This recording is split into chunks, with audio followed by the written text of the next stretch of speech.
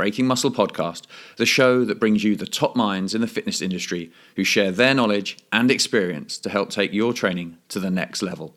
I'm your host, Tom McCormick, and today I'm joined by Kyle Hunt. Kyle started out his fitness journey as an 85-pound kid who wanted to wrestle, and now runs an online strength and conditioning consulting business. He prides himself on helping people to reach their goals in the most time-efficient way possible. In this episode, we discuss the role of cardio in hypertrophy, why CrossFitters are so jacked, how to program cardio if you want muscle mass without getting out of breath tying your shoelaces, how to periodize both your training and diet for maximum results, and the forgotten phase of training that so many people miss out on. So, without further delay, it's on with the podcast. All right, guys, so as I said in that intro, I'm delighted to be joined today by Kyle Hunt. Kyle, thank you for taking the time to be on the show today. Yeah, thanks for having me on the show. Now, why don't you just take right at the start here, for anyone that doesn't know about you, exactly what you do, tell us a little about your journey into fitness, how you got into training yourself and coaching others. Yeah. So I have a pretty typical story. I started lifting weights to get better at sports. I grew up wrestling from the time I was a little kid up and through high school. And then I'm from New York. And in New York, they allow you to take a test to go from modified up to the varsity team. So when I was in 8th grade, the varsity wrestling coach was like, hey, we have a spot opened if you'd be interested to take in the test. It's like a physical fitness test and to jump up to the varsity team. And I was like, yeah, definitely. It was kind of in the back of my mind the entire, since I was a little kid, like, hey, I wanted to try to make the varsity team before I was even in high school. That was kind of my goal. So when that opportunity presented itself, I got it. And then, but here's the issue. So the lightest weight class was 96 pounds. Mm-hmm. And I only weighed like 85 pounds. I was a tiny, tiny kid. So I weighed 85 pounds, and the weight class was 96 pounds, but they required you to weigh 88 pounds. Right. So on the way to tournaments, I'd be drinking Gatorade, drinking water just to hit the minimum weight. And then I would still be giving away 8 to 10 pounds. So it was a tough year for me. I was in 8th grade and giving away a bunch of weight. So then after the season was over, the coach was like, hey, Kyle, you really need to get into the weight room and kind of grow into that weight class. So then you'll be a freshman and actually weigh the same, and it'll be a lot easier for you. So I'm like, oh, definitely.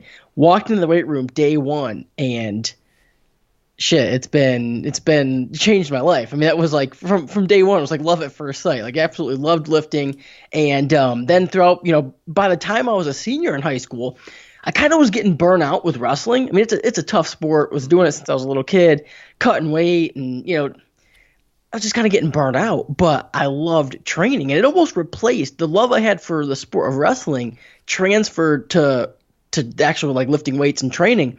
So then, I went to college, studying exercise science, and that summer between when I graduated high school and started college, I got a job at a gym, just selling memberships, and then eventually I did personal training, and then eventually that led to writing articles online, which led to starting an online business, and then really my career in the fitness industry was my 4 years of college, because while I was going to school studying exercise science, this was like 2009 till 2013, so it was a lot different online. The fitness industry was a lot different back then. Like, online coaching was really just starting, so it was good timing on that part. And then really by the time I was a senior, I had never really thought what I was doing was going to be sustainable. Like, I pretty much was like, this is just my college gig. It's cool. I enjoy it. I love coaching people. I love helping people. But, of course, when I graduate, I'll put this degree to real use and I'll go and do something else. But then it hit me, like, pretty much the last semester. I'm like, well, wait a minute, hold on. What I'm doing right now is what I want to do, so why don't I just give this a shot? I mean, I'm making enough money. I'm enjoying myself. Let's just roll with this, and that's what I've been doing ever since. Cool. And so how long have you been doing it now? So you said since 2013? Yeah, well, that was like when I officially started, because when I graduated college. But realistically, I graduated high school in 2009, and that summer is when I got the fitness job at the gym. So realistically, I've been in the fitness industry since 2009. Yeah. when I was 17. So it's been about 10 years. Okay, so 10 years, good amount of background, and you obviously you've made probably a ton of mistakes training yourself, training clients, learned a bunch of lessons, and then the topic that we want to dive into today is like a cardio and its impact on strength training for hypertrophy. So you've probably seen like headlines like, cardio kills your gains, all of this sort of thing, and especially as someone yourself, you said naturally you struggle to make to gain the weight, which is very similar to myself. You kind of warned off cardio as if it's the devil and it's going to rob you of all your gains. So let's start out sort of big picture and we'll get into the details. Will cardio kill all your gains? Yeah, well, I think, before we dig into this, I think it's important to, when we're talking about cardio and how it incorporates into resistance training, lifting weights, is we got to ask, like, why? Like, what's the reason that we would even add cardio in to begin with? And if we're talking specifically just from an aesthetic standpoint, so how we're looking, okay, well, now we have a couple things to worry about. If you're starting out, like it sounds like you and me, if you're small, undersized, cardio is probably not going to fit into that picture, at least initially, just because, look, we're trying to put on as much muscle, gain as much strength as possible, and we can get into the interference effect and all that. I'm sure we will. But quite frankly, we're just looking at a math equation at this point. Look, we're trying to tip the scales in our favor, trying to be in a caloric surplus, trying to move into one direction. We probably don't need to incorporate much cardio. But to answer your question, I'm kind of looking at it from the other angle. I mean, look, there's a lot of myths surrounding cardio, and I think back in the day when I first started training, it was like, oh, you have to avoid it at all costs. It's going to rob you of all your gains, and that's just not true. Like, you can absolutely incorporate cardio, still gain strength, still build muscle. I mean, I think the CrossFit community has really kind of brought that to light, because I mean, those guys do and girls too. They do tons of conditioning, tons of cardio. And they're really strong and have good physiques as well. So, it's something I've talked about before, where when you really dig into it, you got to look at the modalities too. Like, what are we doing? Is it, how long? What's the duration? What's the volume? What's the frequency? But just like collectively, there's not a lot to say that if you do cardio, you're not going to be able to build muscle and gain strength. Mm-hmm. Yeah. And I think there's a couple of good points there. The first of all is the beginner thing. I think for most hard gainers specifically, but any beginner really, if they're looking to put on size, that they don't need the cardio at that point. They need to focus on what their goal is and the stuff that's specific to that goal. And actually, for most naturally skinny guys they probably play a sport or they're competing in something, for example, wrestling. I played rugby. So cardio is kind of taken care of through sport practice. I mean, I'm sure your conditioning was pretty solid when you were wrestling, right? I mean, oh, yeah, definitely. So that element's so additional cardio is at that point, makes no sense, as you say. And interestingly, though, I found that guys, as they transition through their career, perhaps it becomes more useful as they get away from that athletic background they had. They become just, gym junkies, whether it's competitive or almost recreational bodybuilders. All they do is sets of 12 at max. Then actually there can be potentially some benefits to cardio, which may actually potentiate better gains in size. And secondly, we'll do this as a whole other sort of subsection, but CrossFit is obviously a huge topic to discuss relative to this. So we'll sort of slide that for a moment. We'll revisit it. So you seem to be nodding along, so I'm hoping you're agreeing. But would you say that made sense, that actually later in your career there may be some benefits to cardio, even if you've avoided it in the first few years of your training?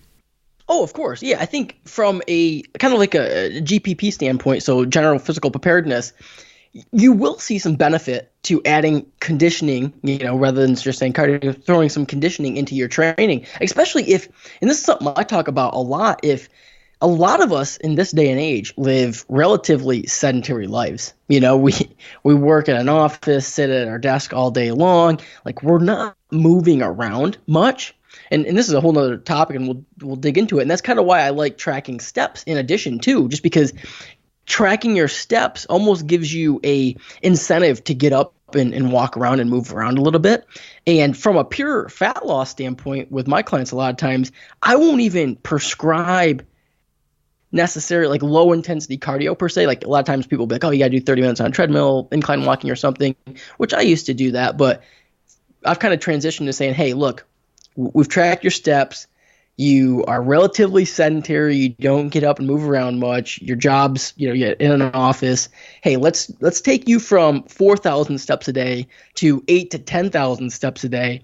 And from a fat loss standpoint, that's very, very effective. I mean, you can eat more, lose weight better. It's just very, very effective. So that's kind of like a whole nother topic. But going back to what you originally asked about the general physical preparedness and just throwing conditioning in, another thing we can think about this is we can recover better from our training, not only from the training sessions, but within the training session itself. So between sets, you're recovering better. So we can improve training density that way, get more work done in a shorter period of time. So there's definitely some benefits, like direct benefits to your performance in the gym, especially, and this is like almost like a low-hanging fruit effect. So if you're somebody who is very sedentary, doesn't do much conditioning, maybe packed on some weight, like you said, you're not really you're not playing sports anymore, you probably don't even realize the strain that you have within your own training sessions, like in between sets. Like you're getting really, really fatigued. Your last half of your workout, it's kind of garbage. You're not really performing optimally at that point. And really what that is just because your conditioning sucks. Mm-hmm. So at that point, it would be very low-hanging fruit just to add a little bit of conditioning in and then bump that up a little bit. Yeah. And I think an example that sprang to mind that this might be really applicable to is like a guy like a power lifter who is going into a hypertrophy block, but that hypertrophy block's not effective because they just can't handle that much volume because they're exactly. And that's maybe an example. People that have, I don't know, got on a starting strength style program, something like that, and that's all they've done for a couple of years. They've seen great strength increases, but they've lost any kind of GPP. And again, so I think that's quite common. And then you won't be in a great position to put on as much size as possible when you transition to hypertrophy work, just because the quality of your, as you say, later in the session will drop off. You're just, your performance set by set, or you have to be in the gym for hours because you need that much time between. So if we're looking at someone just that's run with that example, how maybe if you've got someone in that sort of situation, how might you program in some conditioning, cardio, to get them in a position where they can more effectively train for size? Yeah. So when we're looking at it from a programming element, a couple things pop up initially. And one of it is just like, how do you actually program it in best from a schedule standpoint? And there's a kind of layers to it. And the first layer is we'd want to do it on off days, if at all possible. So that way, so let's say we're in the gym. Let's say you're in the gym doing resistance training 4 days a week. Then it would work out pretty well. I mean, you have those 3 other days to divide up some conditioning. You don't necessarily have to do it 3 days. I mean, you could do it 2 days, but that would work really well. If that's not an option, then the second best time would be, on a training day, but just away from your actual resistance training. I know from a schedule standpoint, that doesn't work for a lot of people, but if you could lift in the morning and do your conditioning at night or vice versa, that would probably be the next best. And then lastly would be if you had to do it in the same session, like you going into the gym, you only have, the hour and a half that you're at the gym 4 days a week or whatever. Do your lifting first and then throw in the conditioning afterwards. So that was kind of just covering the timing perspective. And then from the actual implementation, like what we're going to do, looking at the modalities of conditioning and cardio, it's like all things in fitness, it tends to be a pendulum. You know what I mean? Like really far in one direction and then things change, whether there's a new research study or just people change their opinions, then it goes very far in the other direction. So I think looking at conditioning, for a while it was lower intensity was king, probably like 80s, 90s. Everyone was like, oh, low steady state cardio. And then people started pushing higher intensity stuff very, very much. Like just that was like, from a time standpoint, like, okay, yeah, that's definitely, it's more efficient. And from an interference, people were kind of like, okay, well, higher intensity is probably better because you can burn more calories in less amount of time. You have the epoch effect, so you're going to burn more calories for a 24-hour period. But then they would also kind of extrapolate and say, well, it's also very similar to resistance training. So they'd infer that you probably wouldn't get as much of an interference effect. But then the problem with that is because it's very similar to resistance training, it almost becomes like another resistance training session. So let's say you're on an upper lower program 4 days a week, you're doing 2 lower sessions. Okay, then we're going to throw in 2 higher intensity sessions. We're almost training lower body 4 times a week. So recently you've kind of seen a pushback on higher intensity too, and kind of going back to low intensities. It's kind of going, back and forth. And that's kind of where I'm at now, where it's like, okay, I used to think, okay, higher intensity was better, but now I'm like, all right, we have to balance the fact that high intensity is high intensity. It's a whole nother training session. It's more physically demanding, more psychologically demanding. You have to kind of get yourself amped for it. So again, it goes back to the goal. If we're just looking for somebody who needs to improve their GPP just to get better performance in the gym, I would probably just stick to lower intensity cardio for that person. I'd say, okay, let's try to get in some lower intensity cardio on those 2 off days, 3 off days from resistance training. And that could be the step goal. That could be like a high step goal of 10,000 steps per day. That could be just a time duration, like, hey, let's, get on the elliptical, let's get on a treadmill, go for 30 minutes, 45 minutes, something like that at a moderate pace, throw on Netflix, throw on a podcast, and just kind of bang it out. It's not very mentally demanding. It won't be very physically demanding. It will maybe even provide a little bit of a recovery effect as well. And then you'll still get the conditioning benefit that'll transfer over to your lifting, but then you're also not going to have to recover from that much. Yes, absolutely. Okay, so I think let's recap a couple of things. Mm-hmm. So from the overall programming in terms of scheduling, we've kind of got a good, better, best scenario. So Good being do the cardio after your resistance training, better being on the same day but several hours apart, and then best being on an off day. So for those that have the luxury of the schedule that allows that, that's how you set that up. And then you've got your low intensity and high intensity, those 2 crowds. Now, there's kind of like a middle ground as well. We'll discuss with like mids. I would call it. You got your sort of moderate intensity, steady. But if we're talking lists, you mentioned maybe just doing steps. Do you have like an intensity that you would classify you want someone to be working in? So, for example, an RPE or a heart rate zone, or is it just a case of just be a bit active? Yeah, so it's a question that comes up a lot because if when you have a step goal, obviously people are going to interpret that different ways. Like me, when I have for myself, when I program myself step goals, like I cannot walk slow. Mm-hmm. Like I just can't do it. Like I have to walk fast. Even if I'm at the mall, like I just power walk. So to me, if I have a step goal, like say I'm shooting for 10,000 steps, I'm going to walk as fast as I possibly can every time for 10,000 steps. Yeah.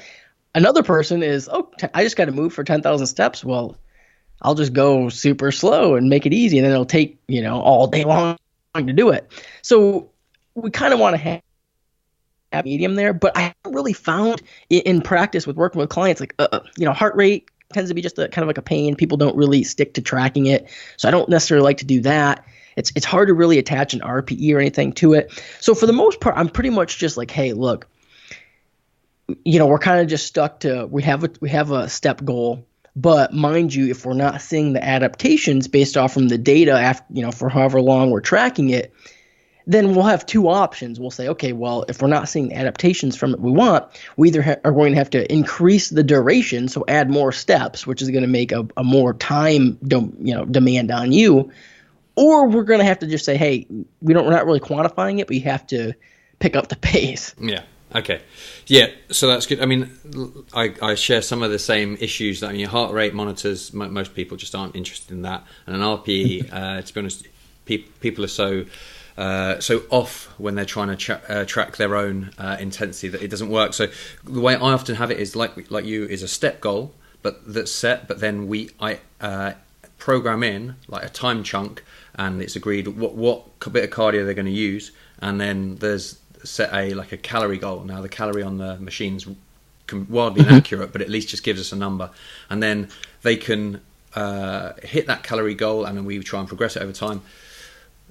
quicker or faster, if you have to walk a bit quicker because you're short on time, or if you take a bit more time and do it slower, whatever. But that's our metric that we can objectively measure and go up. And that's one way I've found reasonably useful, and it means I guarantee people get at least a threshold where their heart rate is elevated, because as you say, some people will take their 10,000 steps and they move at the speed of a sloth, and they might as well just be sat on the sofa, to be honest. So yeah. Another thing you can do, and I've done in the past too, especially if I find that somebody is going to do most of their steps on a treadmill, is we'll just track duration or distance. Mm-hmm. So it's, if you're going to do 30 minutes on a treadmill and that's how you're going to get your steps, or 45 minutes an hour, it doesn't matter. We'll say, okay, well, if you're going to do 45 minutes on a treadmill and that's how you're going to get your steps, let's track how far you go during that 45 minutes and just try to beat over time. We'll beat that distance. So, however, miles or meters, whatever you use, track it. And then you don't have to beat it every session, but weekly you'll say, okay, well, last week, this was my average. I want this week's average to be higher. Yeah. And then, kind of go that way. Yeah, actually, I think that's a great point. But also taking the weekly average thing again, because what we're looking at here, on Monday you might have a bunch of meetings, you can only get on the treadmill for 20 minutes, but on that the following Saturday you may have plenty of time. And if your steps or your meters, miles, whatever, over the week are up, then essentially we're getting what we want, especially from a physique standpoint. If it's just building a base of GPP, but also burning some calories, that will take care of it. Yep. So we've got LISS and HIIT, and you really nicely referenced some of the issues around, the pros and cons of each. And I suppose in some respects, you've got to understand your own situation and how you program that. So if you're a college kid with no real stress, meals are taken care of, you can probably handle maybe a bit more high intensity work. You're a busy dad with a couple of kids and running your own business, maybe that's not the right choice for you, and you'll do better with getting some LISS in just by being active. So I think there's definitely a understanding the context that someone's working in and making a choice. With that said, what I find some people do is they find this middle ground, MISS, moderate intensity, steady state. So they're basically like 5K would be the example here. They go for a 5K run, which is like 3 miles or something, and I'm going to do this as fast as I can. Now obviously they can't sprint for that distance, so it's not high intensity, but it's not that low intensity either. So it's very draining, causes a lot of fatigue and requires a lot of recovery, but it doesn't. It does have an interference effect like that high intensity, like the low intensity, but you're not kind of getting any of the benefit. And it's like this middle ground, this horror show that I find a lot of guys get into. Now, again, we're going to talk about CrossFit later. For those guys, it may be appropriate. For your average guy who's struggling to pack on some size, it seems to me that's probably the biggest mistake people do. Is that something you see? If it is, how would you work around it? Yeah, it's that moderate intensity.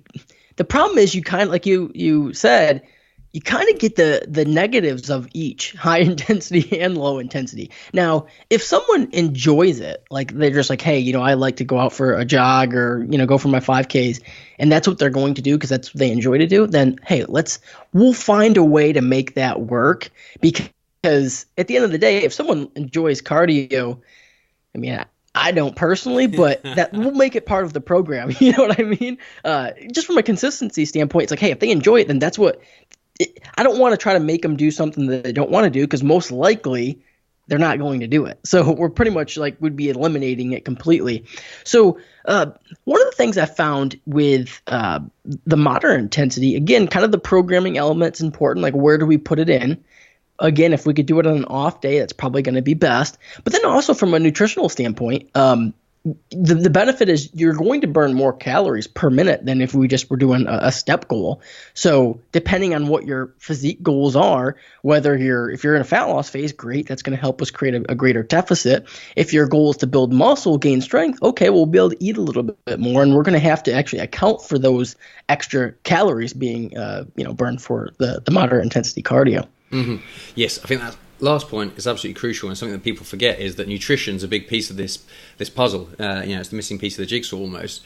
That they blame the cardio on robbing all their gains, but it's like, well, you're not eating enough to grow, so no wonder. And if you get your nutrition on point, actually, that can really help people do actually incredible workloads and huge volumes of training, both in the gym lifting, but also cardio.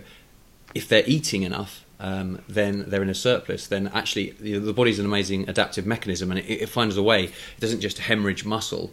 So I think that's a really, really key point. So maybe we'll just have a little side note on some nutrition. What would be some basics, fundamentals of just muscle building nutrition, but then also the considerations if you're going to be someone who wants to add some cardio, and how might you adjust things? Yeah, so the biggest thing with nutrition in terms of wanting to build muscle is, look, we need to be in a caloric surplus. So we need to consume more calories than it takes to maintain our body weight. Now, of course, we need to have adequate protein, which, just to make it easier, around 1 gram per pound of body weight tends to work pretty well. It's like the old bro standard, but when you actually look at the literature, it's actually pretty accurate. You know what I mean? The bros know. The bros know they're correct on some things. So it just makes it easy, gram per pound of body weight, and then in a caloric surplus. I mean, those are the two main principles to building muscle. But, and this is an issue I'm sure you've came across too, where people, the guys and the women as well, who like, oh, I can't put on any muscle. And you ask them like, okay, well, what are you eating? They'll be like, oh, I'm eating so much. And they may be, but inconsistently. So, for example, it's pretty much the exact opposite issue we run into when people are in a fat loss phase. People are in a fat loss phase and they're saying, I'm not eating anything. Why am I not losing weight? And it's like, oh, well, Monday through Friday, yeah, their nutrition's dialed in.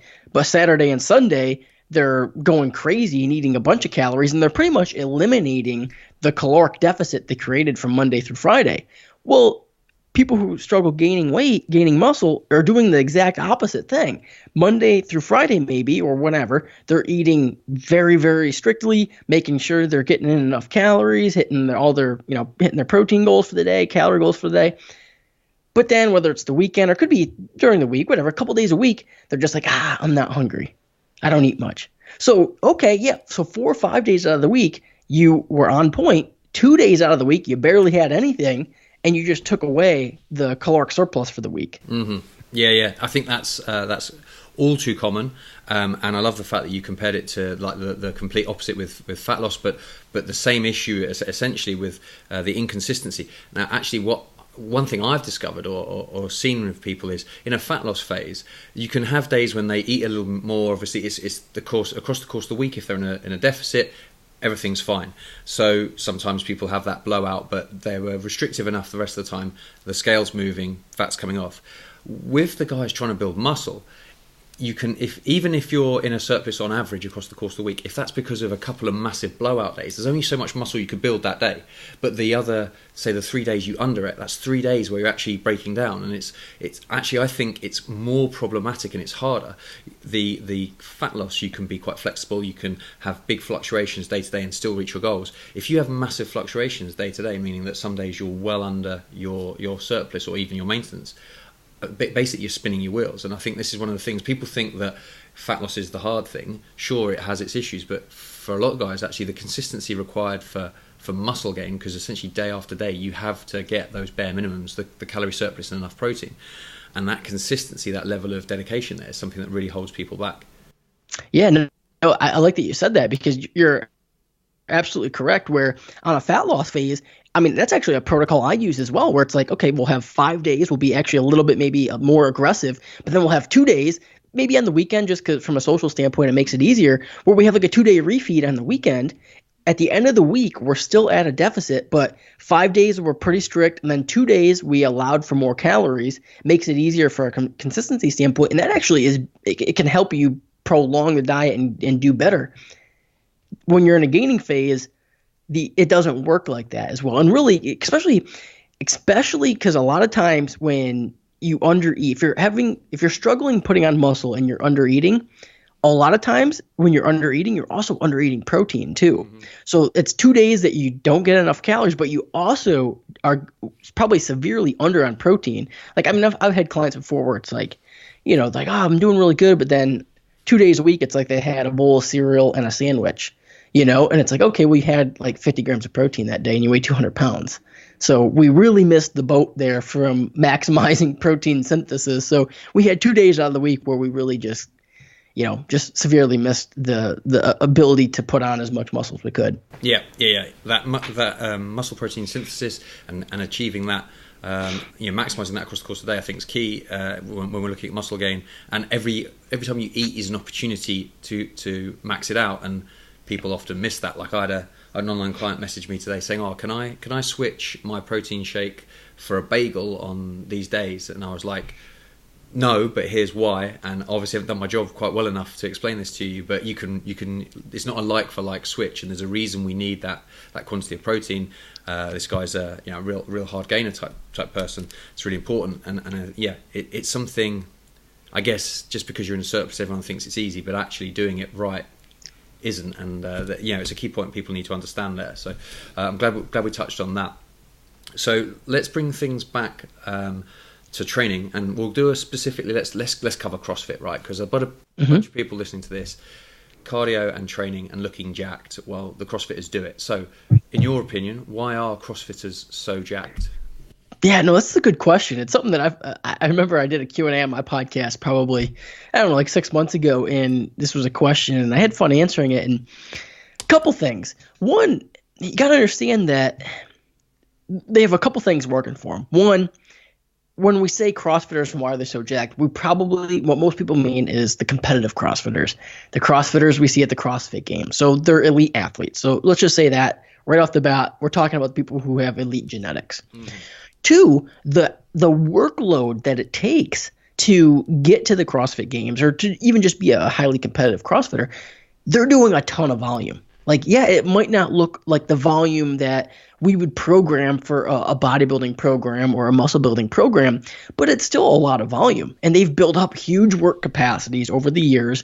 They've been able to handle more training volume as they've progressed in the sport to where they're at a spot where they have elite genetics. They're handling a ton of programming, a ton of volume in their programming, training for 5-6 hours a day.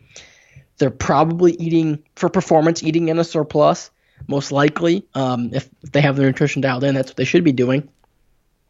So, you have that going. And then lastly, and probably the underrated effect of this is because they're handling so much volume and they're throwing in a lot of conditioning too, and if they're taking their nutrition seriously, they're lean.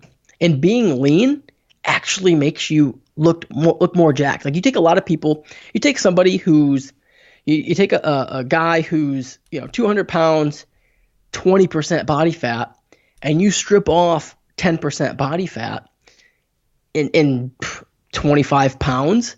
So now he's 175 pounds, but at 10% body fat, he'll probably look bigger than he did at 200 pounds just because he's leaner. Mm-hmm. Maybe not in a t-shirt or in a sweatshirt, but with the shirt off, which again, going back to the CrossFit example, they love that. They have their shirts off, and they got good pumps. You're seeing them on Instagram with their shirts off after they just did 200 pull-ups, huge bicep and 200 pull-ups and 200 dips. Like, go do that. That'll make you look jacked just by doing that. Yeah. No, all great points, and I completely agree with all of them.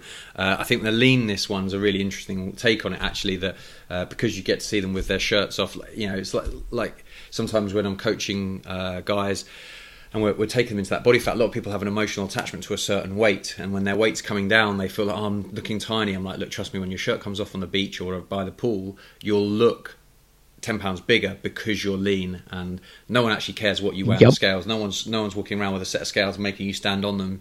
They're just like, well, that guy looks jacked. So the leanness factor is a crucial one. I think a couple of other things. Usually these guys have got pretty good athletic backgrounds coming in, so quite often they've built their physique already, and now it's being showcased through CrossFit because of the crazy capabilities they have. But they play college football or something, for example, and they've built a physique that way. So I think that's another thing. And as you say, the amount of sets and reps they're doing on deadlifts, chins, dips, front squats, back squats, they're gonna have some size on them. And the way I quite often explain this to people when I get these questions, because quite often people are like, oh, I want to train CrossFit, and I'm like, what's your goal? I want to get jacked. Okay, how many hours can you train? And they're like 3-4 hours a week. I'm like, all right, that's like a day's training for those guys. Sure, they can look fantastic, but there's more time efficient ways to go about it. Definitely. There's definitely more efficient ways to get the same look and safer ways to get the same look. Yeah, that too. So this, I'm pretty confident of where that was going to go. But the next question was, is CrossFit optimal for hypertrophy? So I think we can say no, but... Yeah. For optimal for hypertrophy, just from the efficiency alone, no, because again, pretty much whatever we're doing training wise, we want it to be specific. And that's, not what CrossFit's all about. CrossFit's the opposite of specific. So they kind of get the aesthetic results in spite of what they're doing, not because of what they're doing. Again, like you said too, like a lot of them, even like someone like Jason Khalipa, I mean, he trained like bodybuilding bro for a long time before even getting into CrossFit. Had a good physique beforehand, a lot of muscle built, but it's not optimal from a time efficient standpoint, because we know from when we're looking to build muscle, we want to be very specific. We want to move in that direction.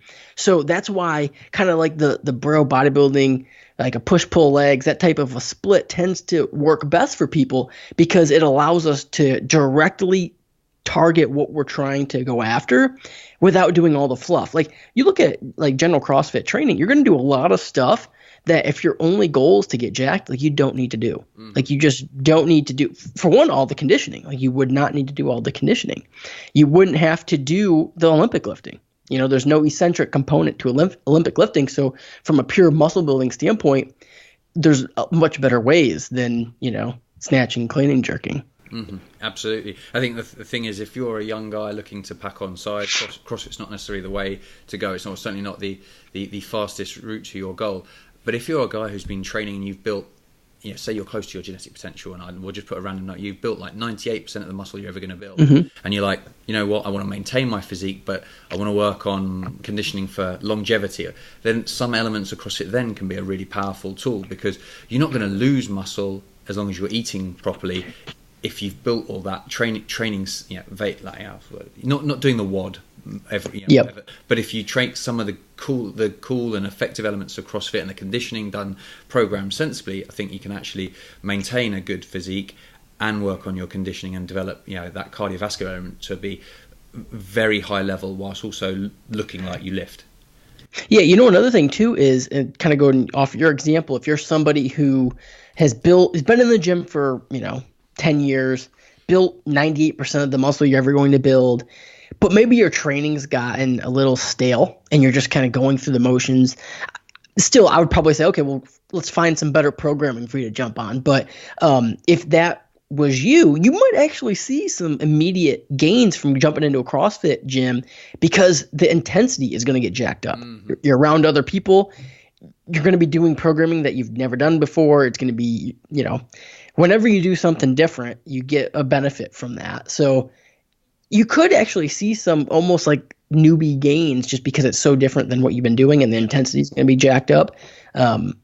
But again, you could get the same benefit more efficiently by just getting, hiring a coach that knows how to do good programming. Yes, absolutely, yeah. But you're right, a novel stimulus can be a powerful tool, really, really powerful tool. What's the catchphrase? Something like the best program is the one you're not doing, or whatever. Exactly. It sort of applies to that. And then likewise, the intensity and the effort you'll put in with a group of people around you all working that hard, you almost certainly crank your level of intensity up a little bit, which, one of the reasons I think holds a lot of people back is they just don't train hard enough. So it would solve that issue. Yeah, it's easy, especially when you've been in the gym for a long time, especially if the gym that you train at doesn't have a great atmosphere. It's just very easy to just kind of get into a rut where it's just like you find yourself, especially if you don't have good programming, don't have a coach, it's just you do the same thing week after week. I mean, I've seen guys in the gym where I see them on a Tuesday morning and I can almost predict to the minute what they're going to do. Like, okay, they're going to walk over to the dumbbells, they're going to grab the 70s, do shoulder presses for 3 sets. It's like every week they do the same weight, same routine. It's like, then they look exactly the same. You came back to the gym 3 years later, they'd be doing the same shit and looking exactly the same. Yes. Yeah. Definitely. See plenty of that. And actually in mostly commercial gyms, that's a really, really common theme. Okay, cool. So I think we've covered CrossFit pretty nicely. We might touch on a few bits there, but if we're going to move on, if your primary goal is hypertrophy, you want to get as big as jacked as possible, but we're looking long term here. You're probably going to want some conditioning work at some point. We're going to talk about maybe how you program, or more likely how you really periodize. And for anyone listening, periodization hasn't got to be super complex. It's just having some kind of plan. So on that basis, is there a framework you might have in mind of when or you might utilize certain types of energy system work, and how you sort of weave that in with your training program? Yeah, so when we look at it from a periodization standpoint, I mean, I actually like to look at the training periodization and nutritional periodization too. So it all kind of works together, meaning when we talk about periodization, just having a plan for what we're trying to accomplish.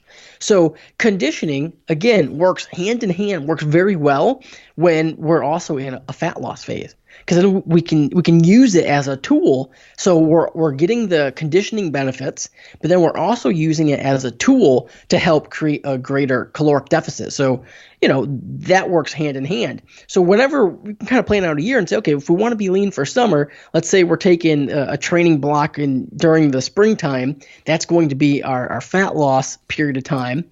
Our summer's our maintenance period of time, and then fall and winter, that might be the gaining, the muscle building period of time. So when we're in the muscle building training blocks, that'd be a time to drop the cardio to minimum. Maybe we're just doing like a low step goal, not really having any targeted cardio goals per se. We're jacking the calories up, we're being in a small surplus and just kind of moving in that direction, have our training focused on gaining strength, gaining muscle. But then when we're into those fat loss phases, that's where it's like, okay, now we'll start incorporating the cardio and using it as a tool into the yearly periodization. So ultimately, we're building muscle when we want to build muscle, and we're losing fat when we want to lose fat. Mm-hmm. I'm so glad you talked about nutritional and training periodization and like the vital connection between the two, because it seems like so many guys just they somehow think they're two completely different spheres that don't have any relation, and like they're doing like a max strength block and eating huge amounts of carbs and massive surplus,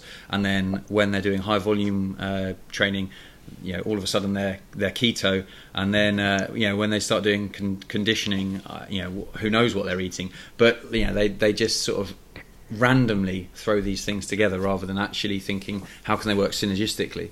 And I think that's a huge takeaway for people to understand. So that's a great point.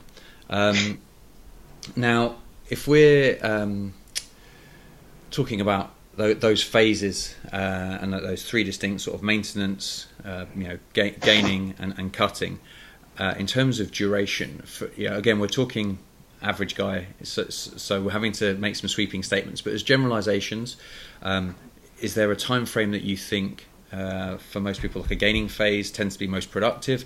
Likewise, maintenance, is that just a couple of weeks? Is it a couple of months?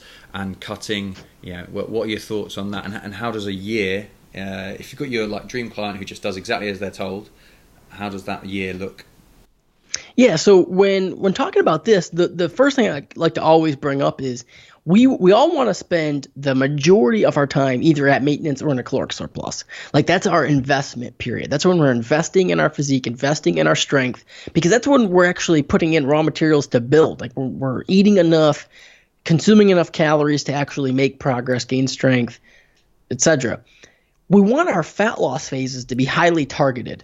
So it's hard to put a specific time frame on it, but just like big picture, think, okay, we're going to want to spend more time at maintenance or in a surplus, and then keep our fat loss phases very targeted in a sense that we have a specific goal and a specific time duration to hit that goal. And then as soon as we hit the goal, we get out of a deficit, get back to maintenance and maintain for if we want, or get into a surplus again. A fat loss phase or a caloric deficit and prolonging that, so we become almost like chronic dieters, to the sense where it seems like every time you talk to someone, they're always in a caloric deficit. We don't want to do that, because that's not the period of time where we're making progress in terms of our actual physique. We're not building muscle. Now, people get that backwards, because when you look in the mirror, like when you're losing fat, like you feel like you're making the most progress because you're looking better. Mm-hmm. But again, I like to go back to the investment point. When we're in a maintenance phase or a gaining phase, caloric surplus, we're investing in a physique. When we're in a fat loss phase, it's like we're spending money. We're buying things. It's like short-term gratification. We're going to go buy something. We're going to cash in all the gains we put in when we're in a surplus to show off our physique. But what we don't want to do is constantly spend, so constantly be in a deficit, because then we're not investing anything. Mm-hmm. Eventually, we'll get to a point where you haven't made any substantial progress. And then especially if your dieting phases aren't targeted for a specific goal, what happens is a lot of people when they fall into that chronic dieting trap of they'll diet for a little bit, but maybe it's not that successful, then they'll try going back into a surplus, then they'll not like that they weren't successful dieting, so they'll go back to their cutting phase and go yo-yo back and forth. So they never really lose enough fat to make it worth going into a dieting phase, but they never gain enough muscle because they don't spend enough time in a surplus to actually make it worth that. So then you end up spinning your wheels and not making any progress. Yes, yeah, absolutely. I love the investment analogy, and I think the other way that I've sort of heard it termed is that it's body building versus body revealing. So when you're gaining, you're building that physique, and then when you cut, you showcase what's underneath and reveal that lean muscular physique. Exactly. So I think that's great. And then the next question I had was, do you use mini cuts, or do you tend to go for longer duration cutting phases?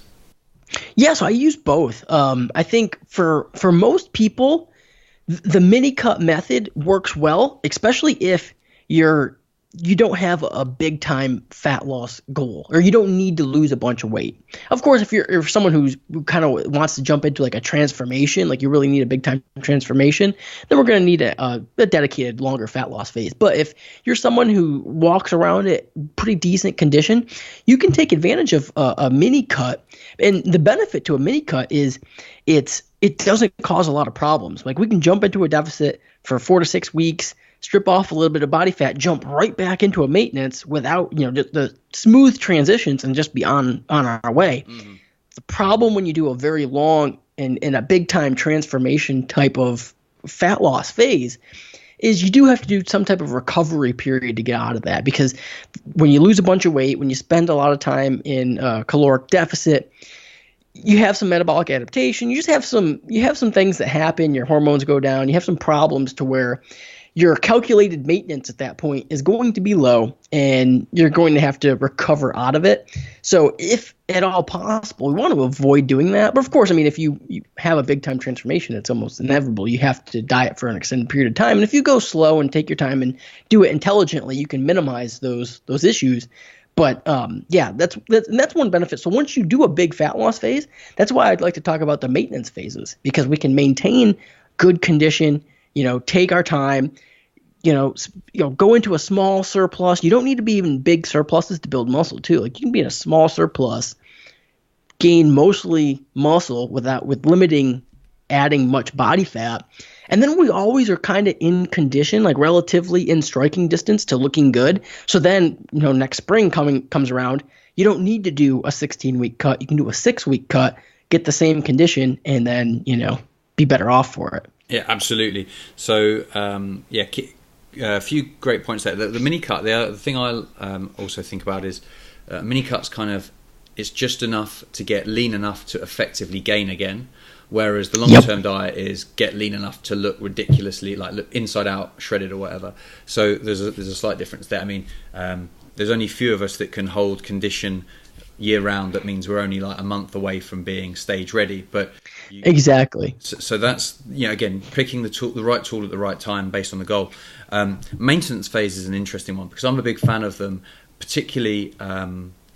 With skinny guys, they bulk up, and then one of the mistakes I find they make is they immediately, after they've hit their peak weight at the end of their gaining phase, they immediately transition to an aggressive cut, and I feel like they give up the last 3-4 pounds that they gained, almost just drops off overnight. And a maintenance phase allows them that time to own that weight and make it the new normal. And actually that maintenance phase, I'm not sure that many people are actually talking about it in that context. It seems to me a lot of people actually talk about it the other end, like after you've cut, try and stay quite lean for a while to get a set point. That's their theory. But the maintenance phase the other way, that sounds like that's something that you think there's a lot of value in. Oh, definitely, yeah, because you almost want, when you gain weight, you probably, it's the same thing as when you're in fat loss. You have to push to get to that point. So then you almost want to create that new normal. So if you're someone who had to gain 12 pounds or something to get up to your goal weight, if you immediately jump into an aggressive fat loss phase, those low hanging fruit, like you're going to lose those 3 to 4 pounds, those last 3 to 4 pounds, like instantly. Like they're just gone.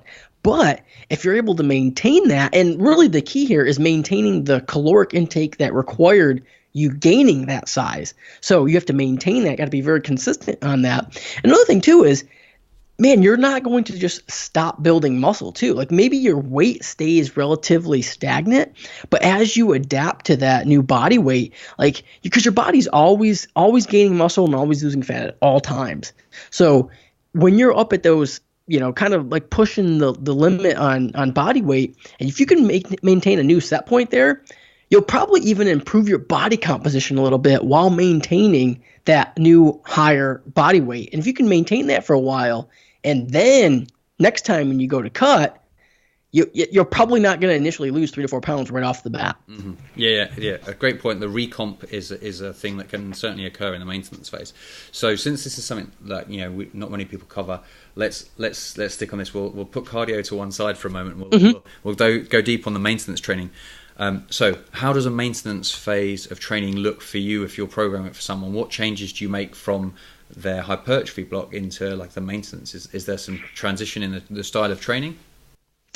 Not much. Really, I think it just offers us more flexibility. So if we are in a very specific hypertrophy training block when we're in those gaining phases, for the maintenance phase, we can kind of transition to throwing in more strength work. It's like, hey, let's take advantage of, we're still eating the calorie requirement that caused us to get to that weight. So let's take advantage of that. Let's throw in a little bit of strength work. And what that means is our volume will come down a little bit just to take advantage of using higher intensities. And, because we're not so dedicated strictly on hypertrophy specific training, we can throw in some strength work. So that's probably the only thing I would really change from a programming element. Take advantage of it. Yeah. I'm on the same page there. I suppose the way it would go for me is that at the end of the mass gaining phase, the volume's probably the highest it's ever been.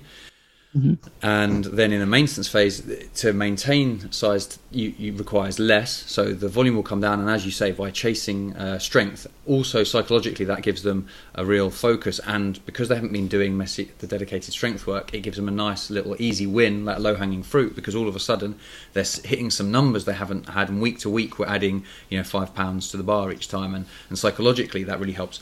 The other thing actually we'll get to a maintenance phase is I don't think calling it a maintenance phase is a good sell for a client. We need to come up with a sexier name, because no one likes maintenance. One I've stolen from other people is they call it a primer phase, and that seems to be quite effective. People buy into that a little bit better. But yeah, I completely agree with that slight shift towards strength training as a focus whilst keeping food high. The other benefit I see to that is that when you're going to transition into the cutting phase, you kind of only want to be doing a reasonable amount of volume in cutting to create a calorie deficit. So at the end, your body's got used to handling really high volumes from training. If we could have that maintenance phase that works as that transition where the volume's down, it means that you can then go back into high volume. It's a higher volume. It's a novel stimulus. It gets a really good effect. So I kind of feel like it actually doing that sets up the cutting phase even better. Would you agree with that? Yeah, exactly. What we're talking about here is really just going back to the whole yearly periodization model. Yeah. Going back to about the maintenance phase and what we call it. One of the things, I don't really necessarily call it a maintenance phase per se. I pretty much just present it this way, and it goes hand in hand. What we're talking about is like, okay, look, we've accomplished the weight goal, but now what we're going to do is focus almost entirely on performance. Like that's our new goal. This is like a performance phase. Like we're going to drop the volume a little bit. We're going to increase the intensity, start chasing some numbers, and look, we're still going to track our body weight like we're normally doing, but we're not looking for weekly or monthly increases there. We're looking for increases on the bar. That's what we're looking for. Yeah, that's our new goal. Absolutely, yeah. I think maybe just calling it a strength block from my point of view would be great. Yeah, I think that's keep it simple. Yeah, that's brilliant. That's spot on. And I think one of the things I wanted to ask was, okay, if you want to perform like an athlete but look like a bodybuilder, what things you need to consider? I think we've actually you've given that yearly plan of how your training might look, because you have that dedicated maintenance block, which is essentially a strength or a performance block. That take care of that element, and then they can showcase the bigger horsepower they've built from their hypertrophy work, the bigger muscles, then they can channel that into performance, and then of course they get to get lean in the cutting phase and look great and feel good about that. The whole year now seems to mesh together beautifully, but also there's always a distinct goal. One of the things, you know, some people seem to struggle with is, I want to look better, and they're a bit vague about exactly what that is. And having these more hyper focused short-term targets means that they can then achieve that longer term, that bigger picture goal that they want to get to. So I think sequencing it like that, like as you've outlined, is brilliant. Yeah, well, I think an issue that people have is when you really boil it down, really what we're talking about is people want to have it all. Like, if you really ask somebody, it's like, oh, I want to gain strength, I want to build muscle, but I want to be lean, and I also want to be conditioned. That's what I want. I'm not asking a lot. I just want that. And they think that the way to get there is to do it all concurrently. You know, we're in a caloric deficit, and we're training for strength, and then we're also doing a lot of volume for hypertrophy, and then, you know, we're consuming enough protein, so we'll build muscle too. It's like, that's not the way it works. Like, to get everything, we can do it. It's going to take longer. We can do it, but you have to use this periodization model. We got to focus when it's time to gain strength. We gain strength. When it's time to gain muscle, we gain muscle. And when it's time to reveal the physique, we lose fat. Yeah, absolutely. Yeah, brilliant. It's, you know, if you chase, trying to ride two horses with one ass, is, you know, that sort of thing. You need to specialize to some extent, even if you want to be a generalist. Almost, if you like, you know, like, again, getting back to that CrossFitters, they're kind of good at everything, but the best way for a guy or a girl to achieve that is to specialize for periods of time and then plan in a logical sequence how those phases map together, which is a key concept, like that big picture view, which, you know, so I think you've explained that really, really well. But we're sort of coming up on time here. Don't want to hold up too much of your time, so we'll shift over to a quick fire round here. So a few either or questions for you. Okay. So pizza or burger? Pizza. I'm from New York, so I got to have the thin crust pizza. Okay, fair enough. Chocolate or peanut butter? All right, man, that one's a tough one because that one would be both, but I'll go chocolate. I'll go chocolate, and see, I'll go the opposite of the typical fitness answer. They'd say, oh, peanut butter. I'll go chocolate because if I'm gonna have to decide for one or the other, I'll go with the one that tastes better. Yeah, dark chocolate. Though. I'd go with that. I'd go with you there. Most people go with the both answer. The Reese's Pieces, they cheat and go there. Okay, beach holiday or a city break? So I actually moved to the beach to have more beach holidays, so I'd say the beach. Nice. If you're having a steak, is it rare or well done? Rare. Gotta have it rare.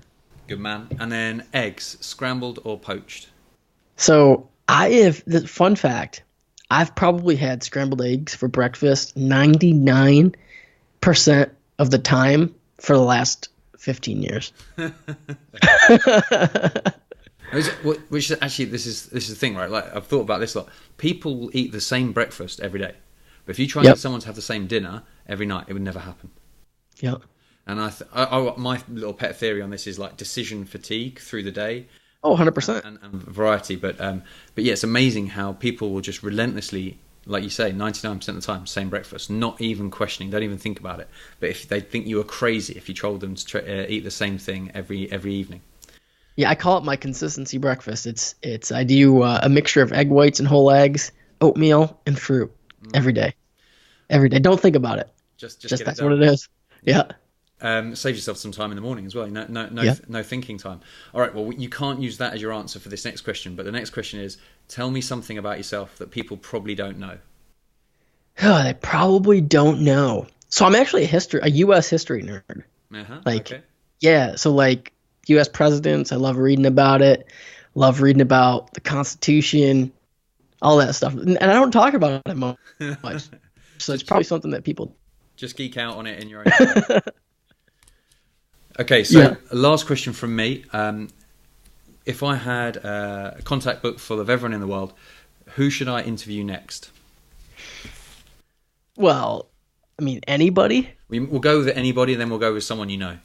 Okay, anybody? Well, The Rock. Yeah, okay, yeah. All right. Good. Want me to call him for you? I'll call him. Yeah, exactly. Have a word, because he's someone you know, right? So that's yeah. All All right, so if we haven't got the most famous and followed person on Instagram available to us, who would be our second pick? Just strictly fitness, or Fitness, nutrition, anything. Anybody? Probably not US history nerds, because I'd be no questions for them. I wouldn't have a clue. Yeah. Do you know who James Clear is? Yes. You wrote Atomic Habits? Yeah, he's apparently he's a great guest on podcasts. I've not heard him, but okay, cool. We'll stick his name. I'll give you a different. I wanted to give you a different answer there. I'm sure everyone gives you like a fitness answer. So he's someone I can't remember. Someone else gave me about like they struggling and then they came out with like 12, and James Clear was one of them. I think it was James Clear. Abel. I think he said he's really good on podcasts. So I actually want to have him on my podcast. So I gotta take my own advice there. Exactly. We'll both start hassling him. And then, I'll tell him my podcast's much better than yours. So yeah, I'll say, well, hey, I recommended you. Yeah, exactly. Yeah, true. Very true. All right, Carl. So thanks so much. I think there's loads of valuable takeaway for people there. Some really good principles for them to apply to their training. So I think that'd be really for them. Please now take a moment to let everyone know where they can find out more about you, the work you do, the services you offer. Yeah. So I, for starters, I have a podcast too. It's called the Absolute Strength Podcast. I pretty much keep it laid back, fun, conversational, bring guests on. I do a lot of solo podcasts too. Actually, I've had kind of transitioned to doing more solo podcasts over the last year, but you can find that anywhere you listen to podcasts. Then my website, it's kind of my home base, kylehuntfitness.com. That's where you can find all my podcasts, all my articles, all my services and products. I'm pretty much my main gig is online coaching. I've been doing it since 2009, 2010, so about 10 years. That's my main thing. And then I actually just released a book too, like an actual published book. It's on Amazon, Barnes & Noble, Target, Walmart, Books A Million, pretty much where you buy a book. And it's called Bodybuilding for Beginners. So it's a book that I wish I had when I first started lifting weights. I mean, there's a lot of good training and nutrition books, but I wanted to just streamline it. Here's the basics. Here's what you need to know.